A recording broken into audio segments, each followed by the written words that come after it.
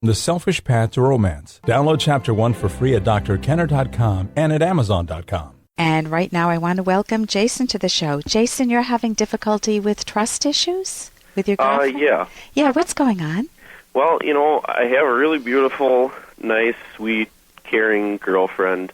We started our relationship about a year ago, and she had just graduated high school, and now she's off at college. Yeah. And I guess after she started college, I just started having trust problems, and I know in my, deep down that she won't hurt me, but for some reason I just keep feeling that possibly, she is. I've had problems in the past with bad relationships and everything like that. Things seem great at first, and I try to be as nice as possible, but, I always kind of get raked over the coals in the end, and I know she's not going to hurt me, but yet I kind of think that she will.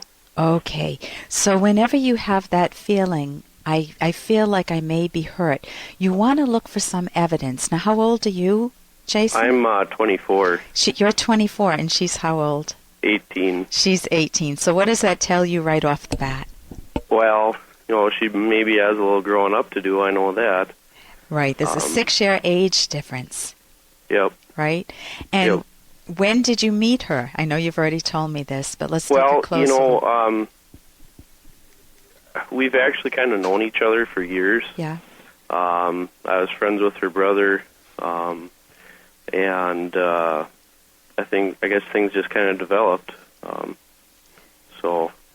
I guess we just really kind of hit it off just, last year. So. Okay, so but she's still, what is her dating experience? What is her dating experience? Yeah. Well, and this is another thing that's kind of hurt our relationship in some areas, is talking about her past. The problem with her is she has a very attractive body, I guess you could say. Okay. And that's part of the thing that kind of bothers me sometimes, too, is she's attracted in the past real jerks, basically, we could say. Yeah. That have used her just for her body. Yeah. And it's just part of that kind of bothers me. And she said herself that she's been stupid in the past and made bad decisions, so it just scares me. Is she going to make a bad decision again? Okay, so she might be tempted. How often do you guys see one another? Do we see one another? Right. I try to make it down. We're only maybe an hour and a half apart. Yeah. I try to make it down, about midweek, about Wednesday night, to stay with her, just have dinner or whatever. And she's always home on every weekend. Okay, so you see her on weekends. Yep. And she's in college now. Did you graduate, or did you go to college? Yeah, I graduated college a few years ago. Okay. And, this is her freshman year just starting out. Okay, so here, what do you think? She's had some dates in the past. What do you know about people who have dated their high school sweetheart? They end up marrying the high school sweetheart. Do you know anything about the track record of relationships like that? Hey, I got to interrupt this because we've got to pay some bills. 30 seconds, that's it. A very quick ad, and then Ellen will be back. Romance. Ugh, I wish guys knew more about what we want from a relationship. Boy, I wish I knew more about what I want. Where's that ad I saw? Here it is. The Selfish Path to Romance. A serious romance guidebook. Download Chapter 1 for free at selfishromance.com and buy it at amazon.com. The Selfish Path to Romance. That is interesting. Do you know anything about the track record of relationships like that? Well, my parents, I guess my parents are actually, it's kind of a funny story, it's sort of the same kind of thing that I'm in right now. Yeah. My mother was kind of in the same position as my girlfriend is, and my father, I'm in basically my father's position. They knew each other for years, family, friends, and everything. Yeah. And then when she was older, that happened, they kind of hit it off, and and they're very happy. They're happily married. Yeah. Okay. But on the same token, her parents, and this is another thing that kind of deep down I've thought about before too, her parents were high school sweethearts, and her mom ended up cheating on her dad. Yeah. And ran off with another man. And part of me has thought of that before too, and I've actually confronted her and told her that concerns me. And I mean, she got really upset about it, asking me why I'd ever think she'd do something like that. Okay. So I feel bad that I'm doing that. I just want to try to get this resolved so I don't hurt our relationship. Let me jump in here, Jason. What I'm hearing is that there's a piece of this that's a little sad for me, because if you met when you were a little older, and she was a little older and had some good dating experience under her belt, it's possible it could work beautifully. My husband and I have 6 years between us. He's 6 years older than I am, and we've been married for I don't know how many years now, 35? Or thereabouts, very happily married. The fact that she's still just went from high school, dating you in high school to college, and it's her first year in college, she's going to be introduced to a lot of interesting people. They may not all be jerks, Jason, and that's got to be a concern. If I were in your shoes, I'd think, what if she doesn't meet a jerk, but she meets someone that she likes better?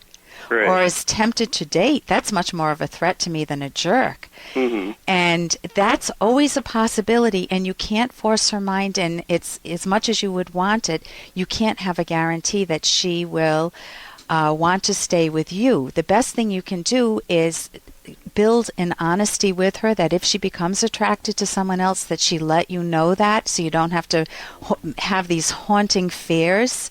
Because one of the worst fears you can have is you think everything's going along well at work or in a relationship, a romantic relationship, and suddenly the person pulls the rug out from under you and says, "I'm out of here, honey," or you're out of a job. That type of a haunting feeling where you can't predict it is awful. So try not to let that overshadow yourself moving forward. It's possible you could have a good relationship with her. Don't try to force her. Don't try to. If you keep haranguing her, she will be looking for other people. Right. But try to keep the chains of communication open. You can tell her, listen, it's natural to be attracted to other people. If that's the case, let me know. If you need to date a little bit, let me know. I want to be here for you, but I don't want to feel that I'm forcing you. And if you're loving and supporting, I think you have a much better chance. So listen, I want to thank you for your call. And here's a little more from Dr. Kenner.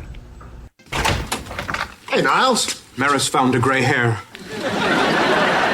Daphne, get Niles a brandy. It was right at the apex of her widow's peak. Better bring the bottle. She blames me, Dad. She said it's from the stress I caused her last night when I thoughtlessly turned on the light while she was getting undressed.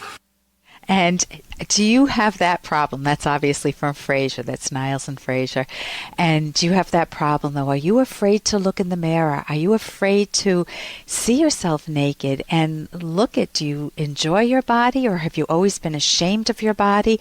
Does any shame come from the fact that you're obese, or you're maybe too thin, like Maris, and you know that's some reality. That's a reality check telling you, take care of yourself, take care of your body. It's your home for your life. You might as well tend to it, take care of it.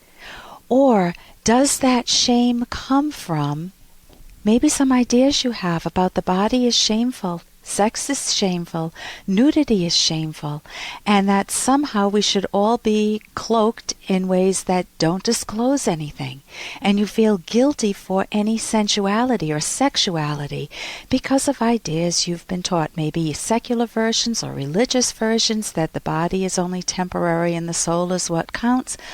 Well, what about looking at it as though you are a whole person, which you are, your mind and body, and tending to both is very important, and it can make your life a whole lot happier. For more Dr. Kenner podcast, go to drkenner.com and please listen to this ad. Here's an excerpt from The Selfish Path to Romance, the Serious Romance Guidebook by clinical psychologist Dr. Ellen Kenner and co-author Dr. Edwin Locke, who's world famous for his theories in goal setting.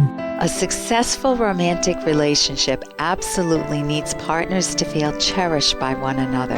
Here are some principles to help accomplish this. 1. Work to understand your partner. 2.